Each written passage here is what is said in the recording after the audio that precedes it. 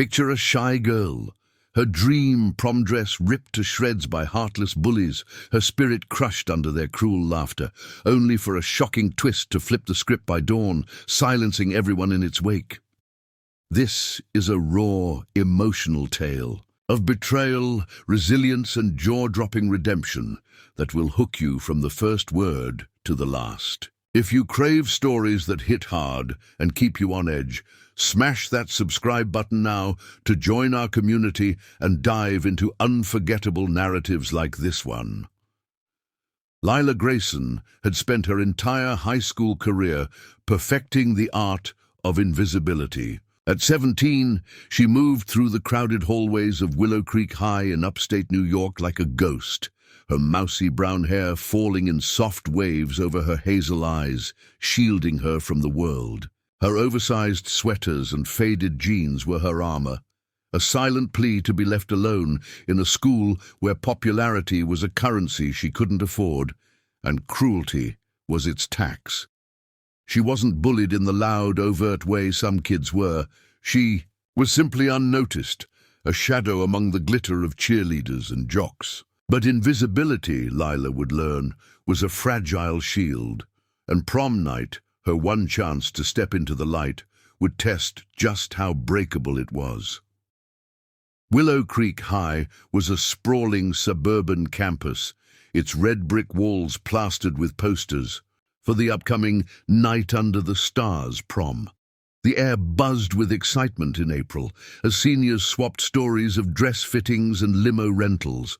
Lila, a senior herself, had always avoided the hype, content to lose herself in her sketchbook, where she drew intricate designs of dresses she could only dream of wearing. Her bedroom, a cramped space in her family's modest, split-level home, was her sanctuary, filled with fabric scraps and half-finished sketches. Her mother, Ellen, a single parent who worked double shifts at the hospital, often peeked in, offering a tired smile. "You're so talented, Lila," she'd say, but Lila brushed it off, too shy to believe her. Her father had left when she was 6, and the absence had carved a quiet space in her heart, one she filled with art and dreams she never shared. This year, though, something shifted. Mia Torres, Lila's only real friend, refused to let her skip prom. Mia was a burst of energy in the art club, her dark curls bouncing as she spoke, her brown eyes sparkling with optimism. "You deserve this, Lila," she said one rainy afternoon. In the art room, her paint-splattered hands gesturing wildly. "One night to feel like a princess, you can't miss that." Lila hesitated, her fingers tracing the edge of her sketchbook. Prom meant attention, something she avoided at all costs. But Mia's enthusiasm was infectious, and Lila found herself nodding. "Okay," she whispered, a small smile breaking through. "I'll go."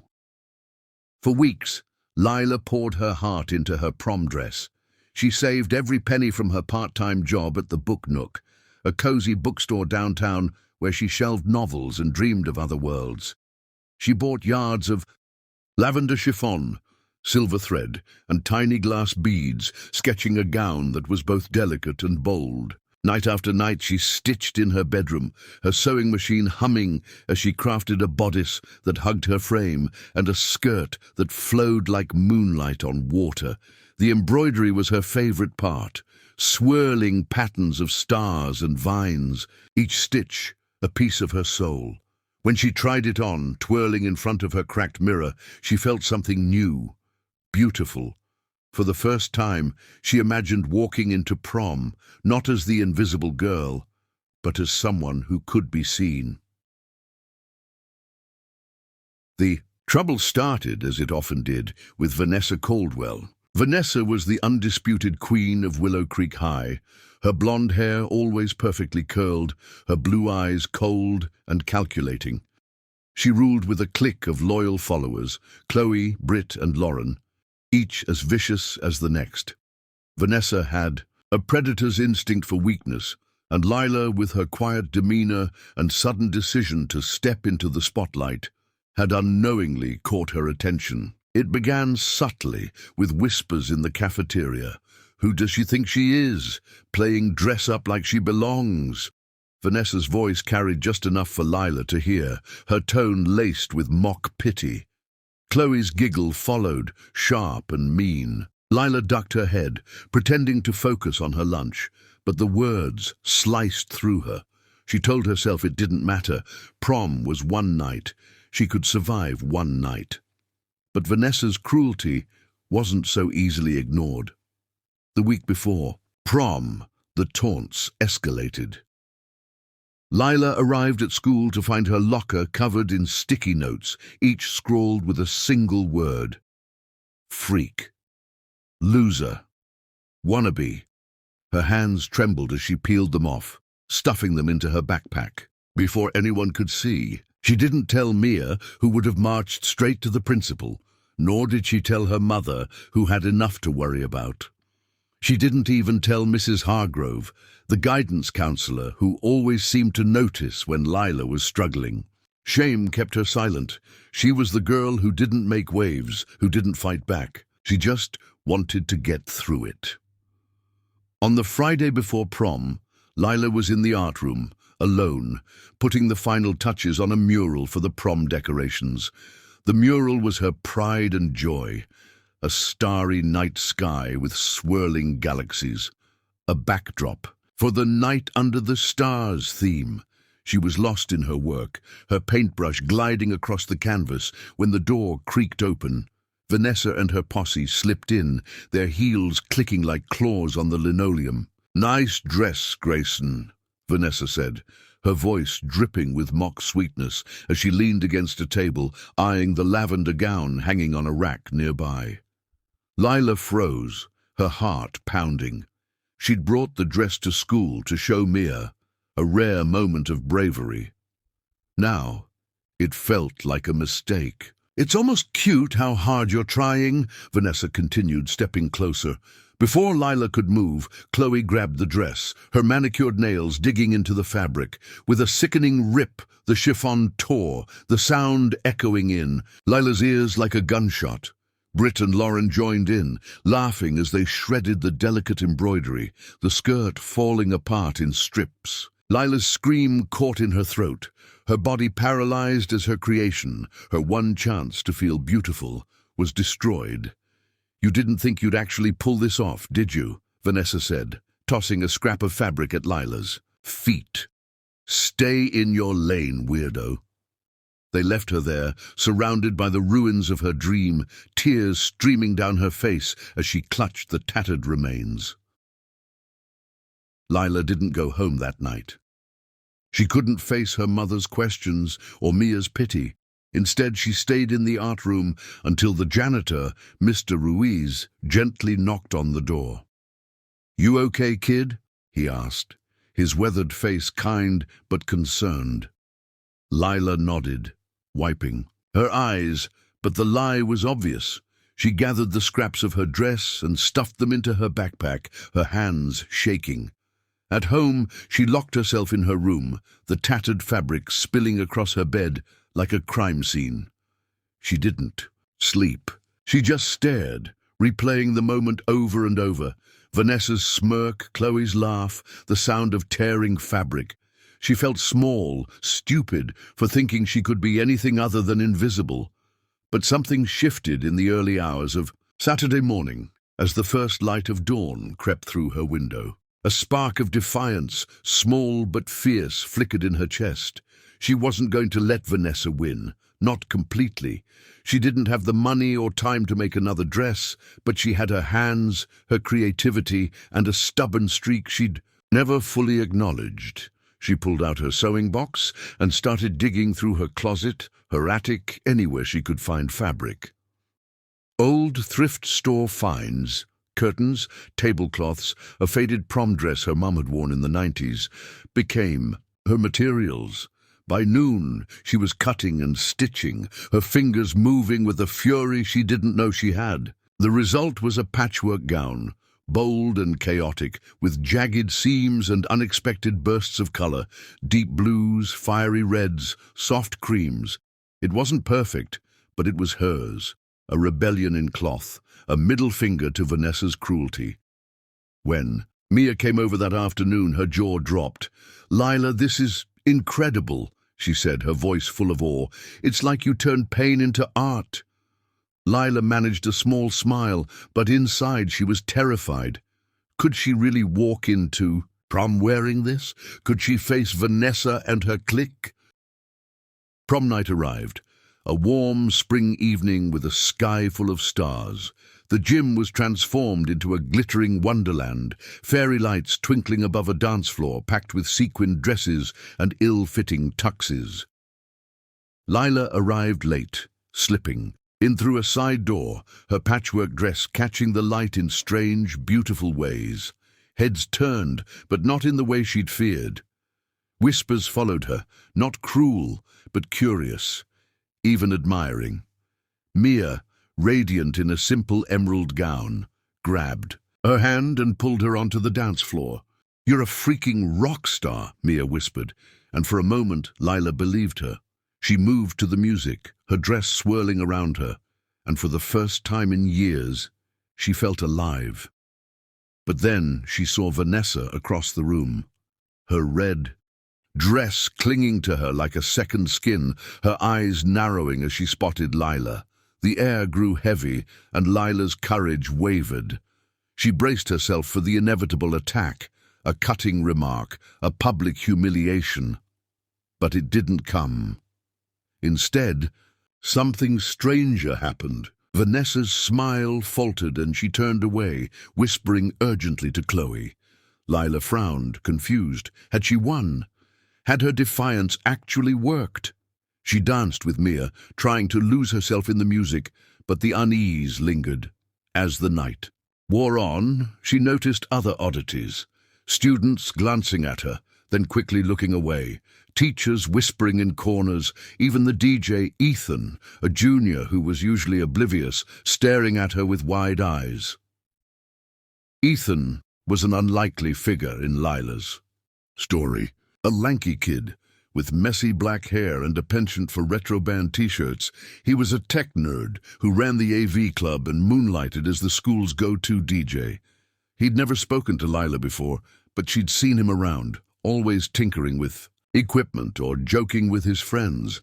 What she didn't know was that Ethan had a history with Vanessa's clique. In freshman year, they'd targeted him relentlessly, mocking his thrift store clothes and nerdy hobbies until he'd nearly dropped out. He'd survived by finding his place in the AV club, but the scars remained. That night, as he spun tracks, from his laptop, he kept stealing glances at Lila, his expression unreadable. By the time the prom king and queen were announced, Vanessa and her boyfriend Jake, naturally, Lila felt like she was in a parallel universe. Vanessa's acceptance speech was stilted, her usual confidence replaced by something brittle, almost scared. Lila didn't understand until later, when she slipped outside for air and overheard two freshmen talking behind a dumpster. "Did you see the video?" one whispered. "It's all over X. Someone caught the whole thing, Vanessa and her friends trashing that girl's dress. It's brutal." Lila's heart stopped. A video. She pulled out her phone, her hands shaking as she opened X. There it was, trending locally, a grainy clip from the art room's security camera posted anonymously. It showed Vanessa, Chloe, Britt and Lauren tearing into her dress, their laughter echoing as Lila stood frozen, helpless. The comments were a wildfire of outrage. "This is disgusting. Who does that? I hope they get expelled." Lila's stomach churned. She should have felt vindicated, but instead she felt exposed, like her most vulnerable moment was now a public spectacle. She wanted to disappear, to run home, and hide forever. But then her phone buzzed with a text. From an unknown number, "Check your locker." Curiosity battled fear, and curiosity won. Lila slipped back into the school, the music fading as she navigated the empty halls to her locker. Inside, she found a note, written in neat, unfamiliar handwriting. "You're stronger than you know. Don't let them break you. A friend." Tucked beneath the note was a small, silver charm shaped like a star. Lila's breath caught. Who could this be? Mia was her only real friend, and this wasn't her handwriting. She clutched the charm, a strange warmth spreading through her. Whoever had left it knew her pain, knew what she'd been through, and they believed in her. Back at prom, the mood had shifted. Vanessa and her clique were nowhere to be seen, and the whispers had grown louder. Lila overheard snippets. They left early. Principal Carter's furious. Someone sent the video to the school board. By the time the night ended, Lila felt like she was floating in a dream. She danced with Mia until the last song, her patchwork dress swirling around her, no longer a symbol of desperation, but of survival. When she got home, she collapsed onto her bed, the star charm still in her hand, and cried, not from sadness, but from a strange mix of relief and pride. The next morning, Willow Creek High was a different place. The video had gone viral, not just locally, but across the country, picked up by news outlets in the US and UK. Headlines screamed about bullying and justice. High school bullies caught on camera destroying classmates' prom dress. Teens face suspension after viral video exposes cruelty. The school was under scrutiny, and Principal Carter called an emergency assembly. "We have a zero-tolerance policy for bullying," he said, his voice tight with anger.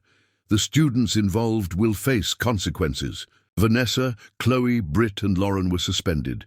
Their prom queen crowns metaphorically stripped. Their parents were called in, their college acceptances suddenly in question.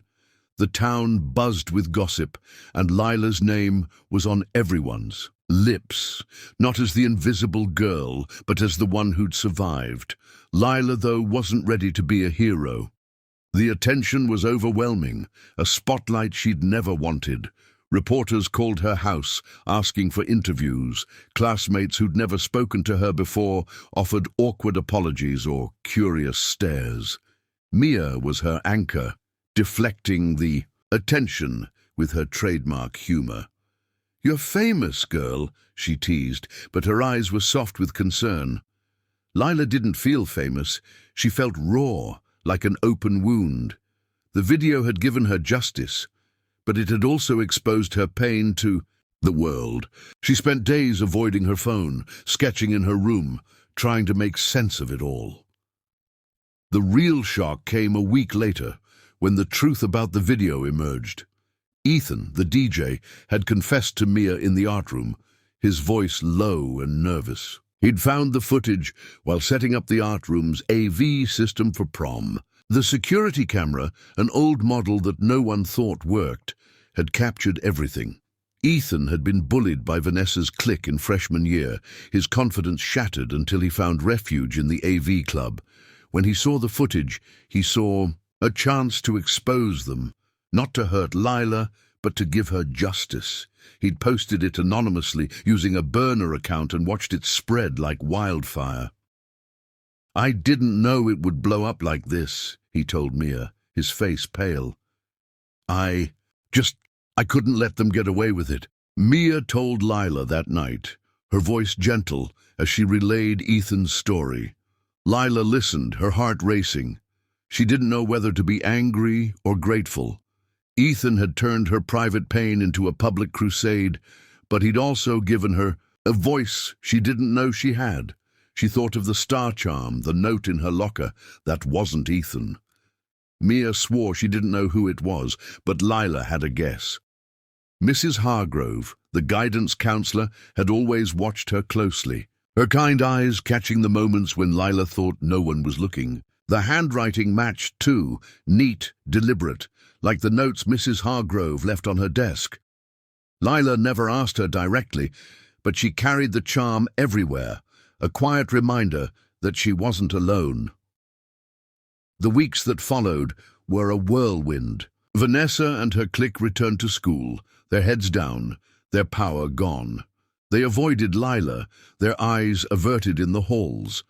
The school implemented new anti-bullying programs, and Lila's mural, untouched by the chaos, became a symbol of resilience. Students started talking to her, asking about her art, her dress. She was still shy, still preferred the edges of the room, but she no longer felt invisible. She started sketching again, bolder designs with jagged lines and vibrant colors. Inspired by her patchwork gown, Mia dubbed it Lila's rebellion phase, and they laughed until their sides hurt. Graduation was the final chapter. Lila wore her patchwork dress under her gown, a secret act of defiance. When she walked across the stage, the applause was louder than she'd expected, a wave of sound that made her heart swell. She clutched the star charm, now on a bracelet, around her wrist, and thought of the note. "You're stronger than you know." She was. She'd survived Vanessa's cruelty, the public humiliation, the weight of a viral video. She'd turned her pain into something beautiful, not just in her dress, but in herself. By dawn, no one dared speak of the incident, not out of fear, but out of respect. Lila Grayson wasn't the shy girl anymore. She was the artist, the survivor, the girl who'd sewn her broken pieces into something whole. And as she stepped into the world beyond Willow Creek High, she carried that strength with her. A star, shining bright in the daylight. Wow, what a journey that was. Now we want to hear from you. Drop a comment below and let us know which part of the country you're watching from. Are you in New York like Lila, or maybe somewhere across the pond? In the UK, tell us where you're at.